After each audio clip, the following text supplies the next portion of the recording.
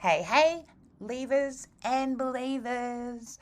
Welcome back to Leaving Hillsong. My name's Tanya, and this is part two of An Insignificant Gay Kid with Sarah from sunny Scotland. And I've got to tell you, it's a pretty uncensored and varied conversation that we have. So, once again, content warning for.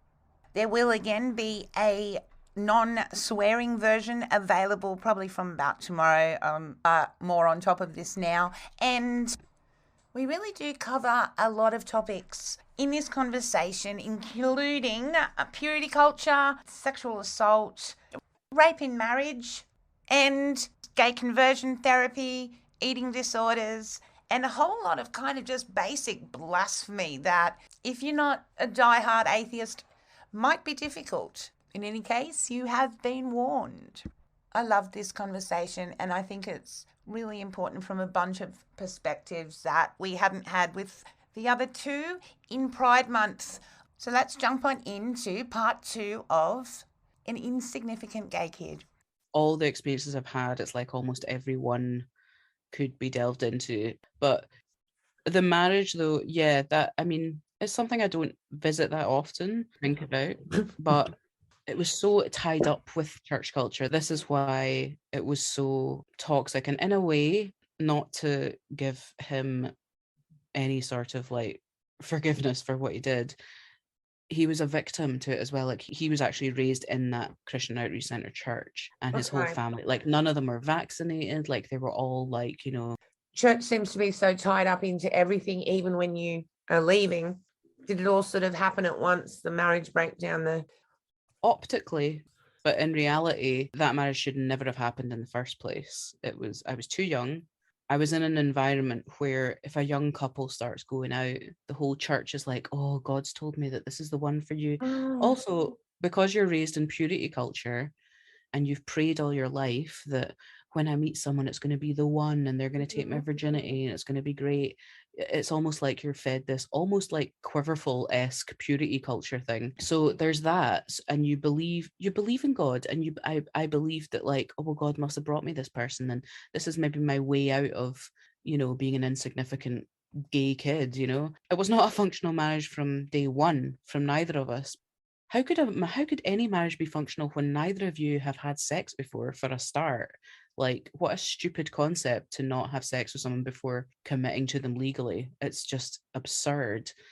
As you can imagine, we were completely sexually incompatible. A lot to do with the fact that like I'm gay, but also he it turned out he lost his job because he was like voyeuristically watching women at his work. He got caught one time, but he'd done many things. Some of them before I even married him I knew about, but because I believed that God forgives these things, everything would be fine, which is another bullshit concept.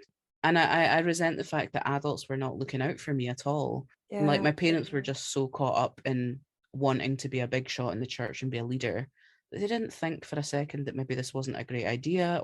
And for me as well, to circle back to the de-gaying thing, one of the pivotal things for me was the most committed thing you can do in a church is a 40-day fast, isn't it? So, like it's the most extreme, like desperate plea to God. And what else can you do other than fast for 40 days? That's like the top dog of, commitment. And when I was about 16, 17, in the space of 1 year, I did 3 40-day fasts.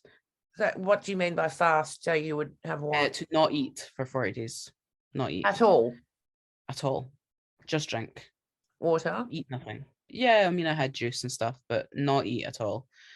And as you can imagine, well, the effects for me was that ever since that, not only was I so disappointed that I still was gay, I just struggled with eating disorders the rest of my life, because obviously you're 16, you're a female, like, I should have had an adult saying, hey, maybe this isn't a great idea, but instead it was looked at as like, oh my God, Sarah's so holy and so, into Jesus or whatnot. And I'm like, I'm just trying to change myself. But the reality is it's psychologically damaging. And then, yeah, so did 3 40-day fasts, and all I got was this stupid persistent eating disorder. Not even a t-shirt. Even, yeah, I've seen preachers even who you know, they get booked to preach at the church because they're so anointed, because they've done these 40-day fasts and everyone looks up to them, you know. And I just look at them, I'm just like, you're a grown man who's bulimic, you know. It does get like, what the reason I fasted was I was like, I want to change. And you know what, it did change me. It did not change me in the way that I wanted it. It is life-changing to deprive your body of food like that at Yeah. such a young age. And I think it almost gives people like a high, like it's a control, it's like a power thing, you know. Prophets love doing that, don't they? Prophets in church love fasting. It's a power thing, and it's also to lord over people and be like, I'm more spiritual than you because I don't eat, you know. It's absurd when you think about it, but Because it's not a 3-day fast. 40 days would have to have effects on the brain and oh development. yeah, it's psychologically, yeah, Trigger you into eating altering. disordered eating behavior. Doesn't take a rocket scientist to be like, on your 6 day fast, you know, it's and 3 times back to back, 6 weeks eating, 6 weeks not eating, 6 weeks Oh, eating, 6 weeks not eating, just to try and not be gay, because that was the one thing that I felt like was holding me from going to heaven. Well, I mean, I could not practice being gay, that was your other option, but I'm not like that. I'm like a normal sexual person. a human being and stuff. Yeah, stuff like that. How did the church treat you in terms of your ex-husband's offences? I'm trying to think of a word to describe it. Stupidly. They treated it stupidly. They Right. obviously had no, like, they had no idea. Like the pastors, you know, they'd grown up within the church. They themselves like didn't know any non-Christians. They were just so, Mm. it was so myopic. And when it did happen, obviously, at the time, you know, he came home from work. He'd been fired because he'd been caught. He was arrested. Oh man. Okay. Press were sometimes around.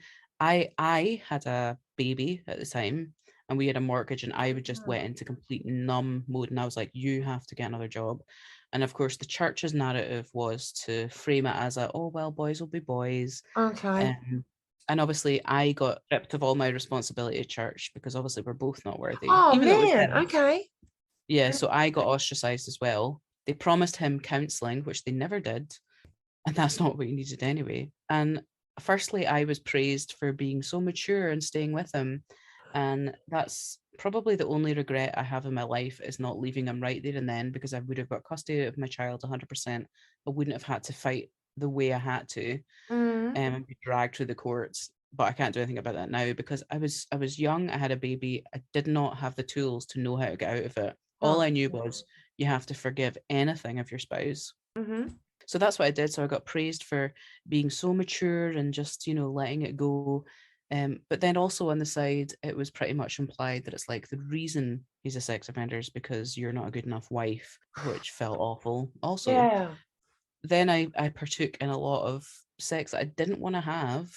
Oh, and that was the other thing. The church said, if you don't have sex with your husband, demons will come into your home and harass your child. Wow. Where'd they get that from? I know. So that was really terrifying to me because I was terrified of that because I grew up being scared of demons and Satan. So I was like, honestly, most of my life, I was just like, I just need to somehow try and have sex with him. I just need to try and have sex with him. Mm. Hated it. Had a lot of non-consensual sex because of that.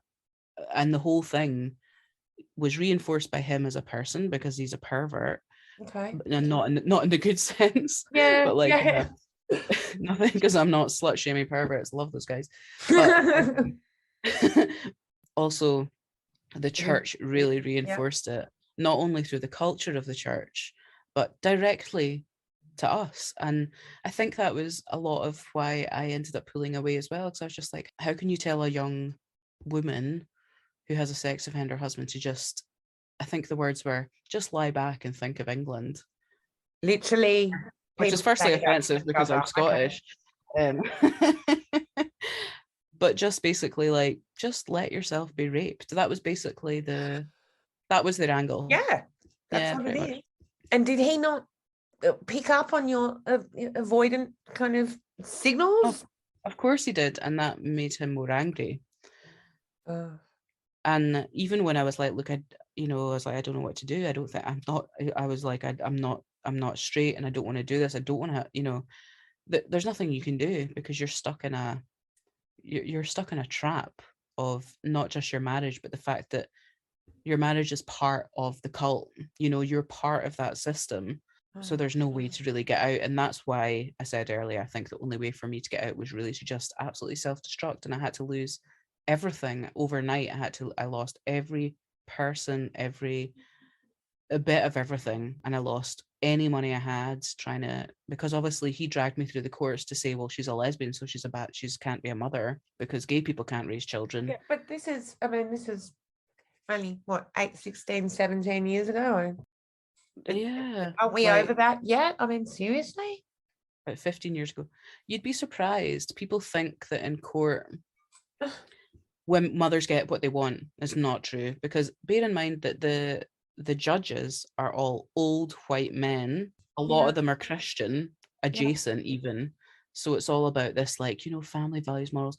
But also, you know, they could just be like, well, boys will be boys. But also the thing that was against me was, why are you bringing this up now, Sarah? Why did you not say at the time? And that's why my biggest regret is not taking him to court and leaving him the second that happened, which is absolutely what I should have done. But I can't dwell on blaming myself in that because I genuinely did not have any tools to do that. Like I was not raised with the tools to know how to do that. And I had no one. I had no one to rely on. Even my friend that when I did break up with them, I went to stay with her. And when she found out I was gay, she kicked me out. And I had to say, thankfully I had a studio because I'm an artist, and I had to stay in my studio for days and days because there was nowhere else to go. A Christian friend? Yeah. Okay. Yeah. How did your family react? How do you imagine? Terribly, terribly. Although I have to say this, right? Coming out as gay was one thing, because that's like that's like a mental illness or a demon possession. But when I came out as an atheist, that was more of a problem because that's seen as a defiance. You know, it's not seen as what atheism is, which is I'm not convinced. It's seen as a I hate God kind of thing, and that actually was worse for them, which is funny because at least being gay, they can make you out to be a victim. You know, be like, oh well, you poor soul, you've got same-sex attraction, good Jesus will help you on that. But if you're like, I don't believe that, they're like, oh fuck, you're defiant, and that was worse. And where are things at now? I mean, did they make any progress? Or I actually I cut off my parents about 3-4 years ago. I tried really hard. Well, they're just too far gone, man. They're too far gone. I had one final conversation with them to just glean if there was anything to you know, keep from that relationship. But there just wasn't. And they were neglectful, and the whole thing with my parents is a whole other thing, but it's tied into the church, and they were victims of that. It was becoming not mentally healthy for me to have any contact with them. And since I made that boundary, because I wouldn't let anyone else in my life treat me like that, a friend, anyone, and I wouldn't treat them like that. So I thought, well, just because you're my parents doesn't mean anything to me, especially when they've not been there for me through the worst times of my life. They were not there. And so, yeah, I cut them off, and I don't regret it for a second. It was a great decision. That's a hard one, and not one that was easily made, and a very hurtful one, and a lot of grief, but it had to be done. And things have improved for you since? Or in terms of, and I mean, as a partner, it makes me an amazing catch because there's no in-laws. It's just me. I mean, obviously, I would have loved to have a mother, but what can you do? You don't. It is better. Yeah, it's better for me. I mean, for all the terrified mothers out there that are listening to that, what do they need to avoid? What do they need to avoid? Honestly. Well, I mean, it's interesting because you touched on this topic of neglect, which is very, very real. And I wonder so much about all these pastors' kids that are fielded out from babysitter to babysitter. And same, yeah, I wonder about that too. And I remember when the pastors' kids in my church, they would just be they'd be at church till 2 a.m, sitting up the back, and just like passed around. But I think it's not just to do with church, it's combined with the fact that was our family culture thing as well. And I don't want mothers to worry that their kids are going to cut them off because it's something that took me so much time and so much deliberation. And the reason that I had to cut my mother off, I don't give a fuck about my dad really, because he was just a nothing really. But no offense. But the reason I had to cut my mother off is because when I was young, we were so close. I was the youngest. I was very close to her. And the reason I had to cut her off is because it was just too painful being with my mother and not having a mother, if that makes sense. Yeah, it and that does. dichotomy of like, I seek out mothering at every angle. Like, that's truly my favorite thing, is to be mothered.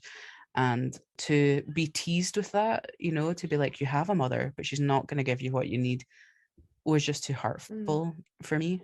In a way, it would have been easier if we'd been more distant as a child. But the minute, it really was the pernicious poison of evangelical Christianity that got into them, that made them so ambitious in the church. And they not only neglected all their children because of my mother's nature, she separated us all out, like me and my siblings, so we couldn't have the support of each other.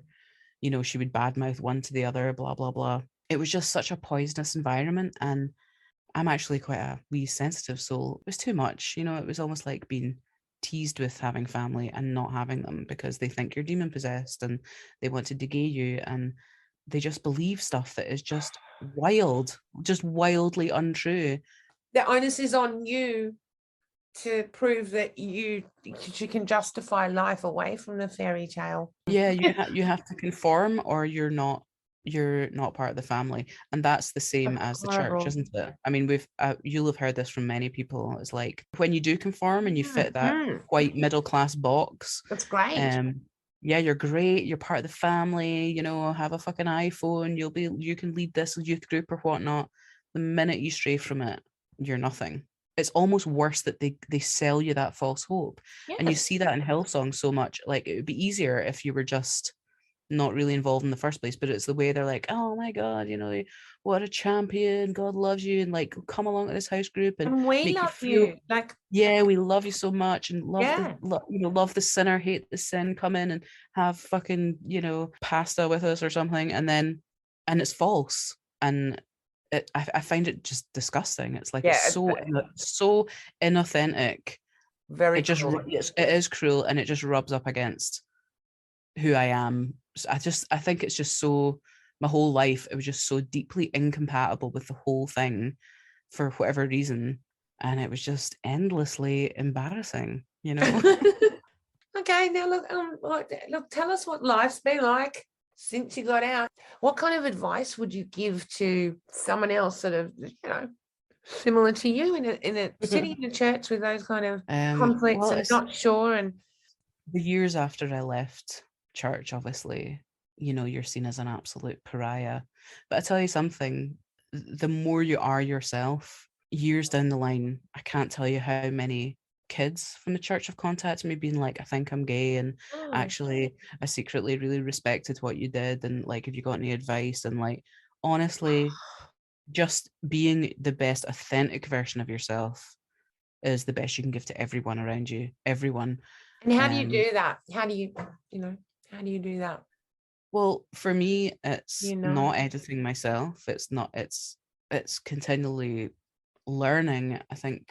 I don't know if you've maybe heard this from other people, but like, I know I came out of the church with a furious thirst for knowledge, to know all the stuff that I didn't get to learn. I was just like, give me every science book I can possibly get. Let me listen to everything. Let me understand what logic and reason is, and all these tools that you should have been given as a child, and I wasn't. And that was really useful and beneficial to me. People been able to see that I'm just myself, and I've taken steps that were quite brave, probably, if I think about it. Not to like big myself up, but it cost me literally everything. But it's the one thing I'm so proud of myself for doing, is getting the fuck out of that situation. And to convey to people that it's like, it's, because people think, oh, you think that now, but you're not really happy. One day you'll come back to the Lord, and it's like, no, I will not. Like, I can't tell you how much lighter, how much kinder, how much more moral the world is outside of that situation, and almost restored some hope in humanity for me, because we were raised to think that everyone who wasn't a Christian, was a baby molesting cannibal or something, and it's just ridiculous. And then if you step outside, you'll join them in the... Yeah, that's right. And then you do step outside and you're like, oh my God, I didn't turn into a rapist. Maybe humans are altruistic by nature, and it's actually the religion that perverts it. But it's been an adventure afterwards. I married the woman who I had an affair with. And that turned out to not be a good relationship either. We were together for maybe 9-10 years. How did you meet her, by the way? I'm interested in how did you kind of raise eyebrows at each other? And I suppose this is one of the ways I got out of religion is I'm a musician, and I started playing just secular gigs. Slippery slope there. Exactly. This is why you're not allowed to, do that. So music, yeah. So it meant I was out in the secular environment, and my ex-wife was a music promoter at the time, and she was putting on a show and I played, and it just introduced me to musicians, and I made friends with them. Also, I went to art school at the time, so I met people there who were not Christians and it turned out to be good people too. And it just, you started to realize you're like, people who are not Christians are not evil, they just believe in a different thing. So yeah, long story short, through music was one of the reasons I stayed in church, because I did it at church, but also it was one of the pathways out of church. And I got a lot of flack for that. I'd get into trouble a lot in church for either questioning or pointing out that something was a bit cringe, or for, being at a pub. But in the last few years that I was there, I almost started doing these experiments at church, right? Where, like, think of Hillsong, right? And the band gets up on stage, and it's like, you have to be so pure to have that position, don't you? You have to be really anointed. You pray before you get up on stage. Everyone's really pure. And see if someone's not, the pastor will be like, actually, you've got some sin in your life. You're off. That's happened in my church, where there was a guy playing the keyboard and they're like, you've got sin in your life. You need to step down. I don't know what the fuck that was, but I remember turning up to church and I was basically a general dog's body for the band. I would get texts in the morning what instrument I was playing. I would turn up and I would do it. I played all the roles. And sometimes I would turn up and I'd be like hungover, or I'd be like, I just had sex with somebody last night. Yeah. How come you can't tell that I'm living a life of sin? And it made me realize, I'm like, this is a performance. I just perform the right thing. And I'm like, oh, shalabada, and it doesn't fucking matter. And I was like, you guys don't have a fucking clue what you're talking about. I can literally turn up and I can lead worship, and everyone after be like, oh my God, Sarah, you're the most anointed worship leader ever. It was so beautiful. And I'm like, what are you on about? It's in the same time. Remember that Michael Guglielmucci, the Healer song? I was just going to say, that was hilarious. And I remember bursting out laughing in church when I found out that it was fake and getting into trouble for that. But I was like, guys, why did you put so much weight on it in the first place? I just remember looking at everyone. Was it a big deal in your church, that song? Oh yeah, everything was on Todd Bentley and Todd White, and people. I remember somebody being like, I can't believe you're not going home to watch Todd Bentley. And I'm just like, I just remember looking around me at church being like, is this actually happening? Like, is everyone actually buying this? Yeah. I didn't know what else to do other than just pull back, and I would still go, but I was totally checked out because I couldn't believe that people were just being so gullible. And I couldn't understand why people could. And I'm like, guys, you all have access to the same information on the internet. What is wrong with you? And then the preacher, Kevin, would come up on stage, and sometimes he'd use words that he didn't know the meaning of. And I'd be like, you realize that people in your audience understand the meaning of that word. It's just nonsense. And I couldn't understand why. I'm like, you're just going to get away with this. They've been at university, they've read books. Yeah, that's quite a common one as well. There was a beautiful photo that I think they've scrubbed off the internet, and it's got probably, I don't know, 6 or 7 of these pastors praying for Mike Guglielmucci. He's got oxygen tanks on and a mask on stage, and it's like, not one of them. They know where God wants you to spend your money. Well, it's funny how they can always discern that, can't they? They can always discern when you need to sow money and you'll get it back. But they can never discern, it's like Kenneth Copeland cancelling coronavirus 2 years ago, or do you remember Bethel Church, and they tried to raise, I mean, this is a really that's a sick one. That is so Oh, sick. And I don't understand oh, why there's not more repercussions from that. Like the YouTube oh, videos of them singing, "Oh, live, get out of your grave," God, and all your that. grave. Get out of And here. they It was a great song. Jeez. beautiful, yeah, totally emotive. But in the meantime, that baby's sitting in a fucking morgue, Yeah, and not getting buried. the parents, I mean, It's that must sick. be a living hell. The baby died. I mean, I think the child was what, 18 months or so. Yeah, And they made these people go for over a week, I think, of praying for the child to be raised from the dead. Under what kind of guide or honestly. like who, what Who authority? actually thought that that would happen? We've And then never it seen grew, human. and then they made a song on day 3 or 4. Oh, And the thing that disturbs me is that that stuff, that type of sick behavior goes mm, completely unregulated. yeah, Why? Because it's yeah, so common. That's a kind of like overt version of what's happening every day in the church. Disabled people getting preyed on, yep, um, yep, people yep, grieving people getting preyed on.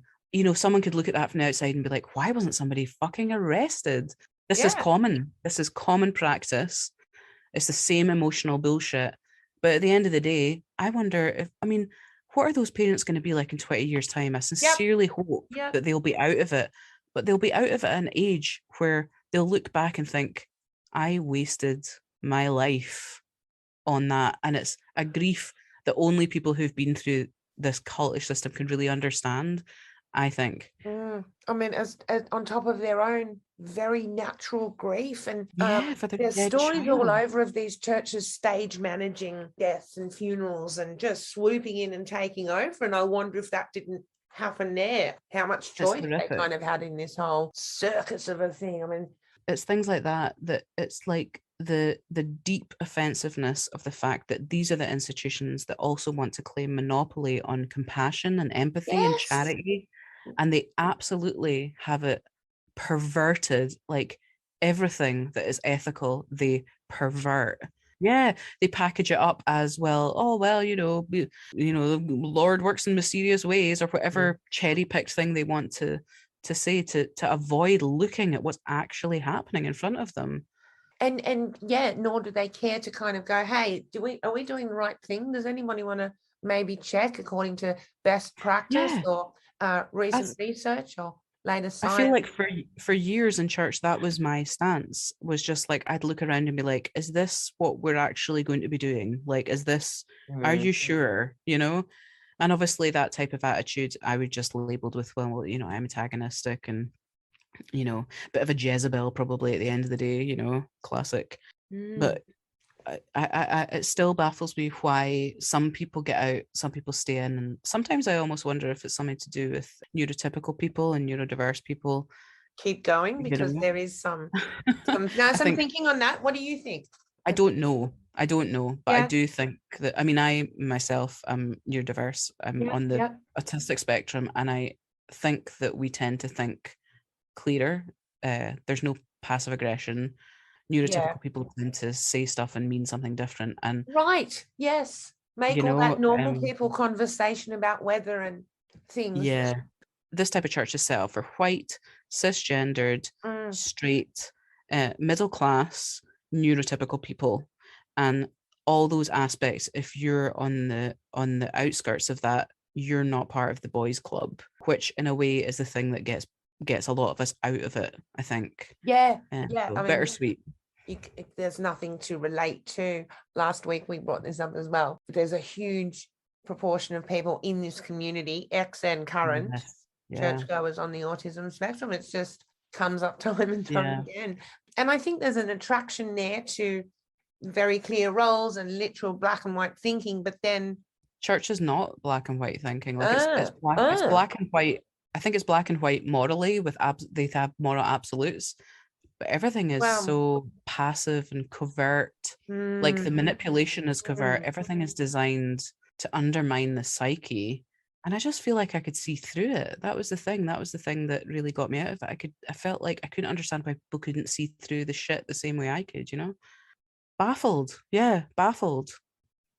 You obviously very insightful about the whole thing and very clear in terms of your position. A lot of people have got a lot of sort of, I'd like to allow for this, or that wasn't so bad. But you see things crystal clear. What do you make of your own sort of experience of trauma and what it was like? Because, I mean, you said you lost everything overnight, and how do you pick up the pieces and start a new life? This is what people are terrified of. What kind of life? Sorry, it's been, well, not that long really, hey? Yeah, I mean, I've been out of I feel like I've been out of the church for maybe about 20 years, but I didn't physically leave till I was 27. Yeah. But then so much, because obviously I was young enough as well where I could still develop new relationships. I could learn. Yeah. I feel sorry for people who leave Christianity or like Scientology or all these types of cults when they're like in their 60s, and it's like, how do you like what you said earlier, how do you eat an elephant? Like, where do you start?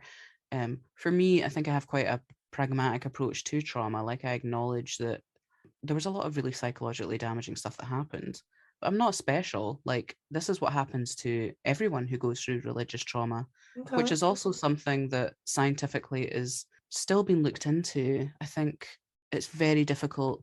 This is something that I would love to maybe hear from other of your listeners about, actually, is my relationship to talking therapy, because I find that personally, I mean, I think it's a great study. I think it's very useful for people, but because of my background in church, where you get a lot of sort of faux therapy, don't you? You get a lot of counselling offered to you.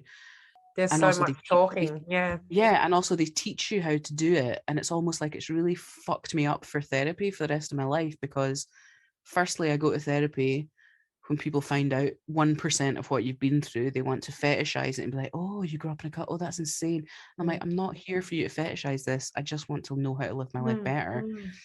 But then secondly, it's second nature to me to start psychoanalyzing them, because that's what we were taught to do in church, you know. Okay. They use these psychotherapeutic techniques, but they don't know that they're doing it, and it's a perverted version of it. Give me an It's a example. bit like if you were, like maybe you'd be counselling someone, you'd pray over them, and you'd be like, God, show me that you've got this trauma, and what we really need to do is, like, find out from your childhood where that came from, and things that are therapy adjacent, but they're not therapy. And I'd be really interested to know if there's other ex-Christians like that out there, like me, that I would love to be able to do therapy, but it's so loaded. It's very hard to find a therapist that's a very scientific approach.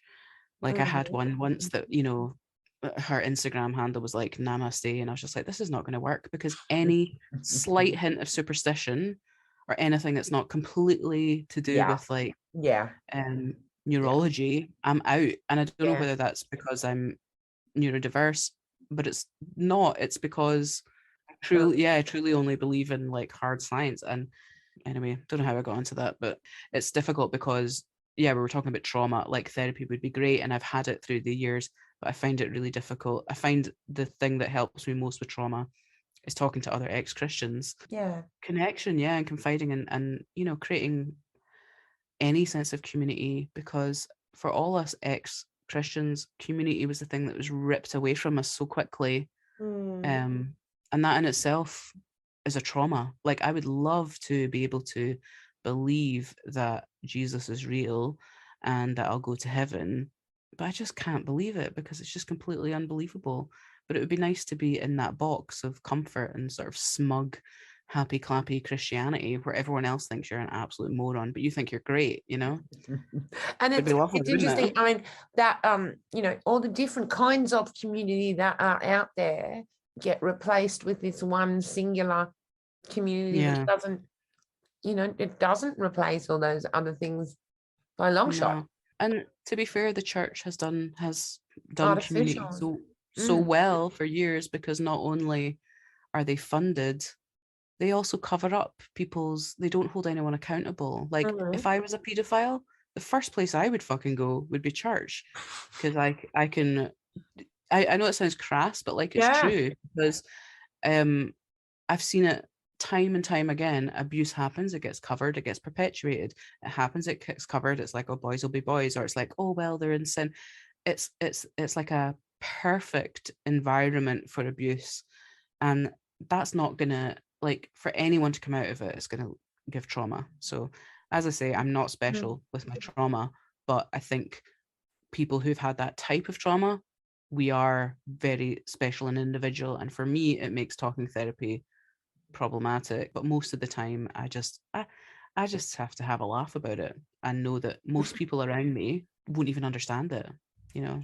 Yeah, difficult to describe. Hey, I remember being told quite early on that it's the true believers who suffer the most, because, you know, the ones that really wanted to believe this was all real. And because I was truly believed it. I was really invested, wanted to do anything I could for Jesus. Like, that's the thing. People think, oh, you're an atheist. Well, you're never proper Christian. It's like, I was more invested than most people I knew. I was proper into it.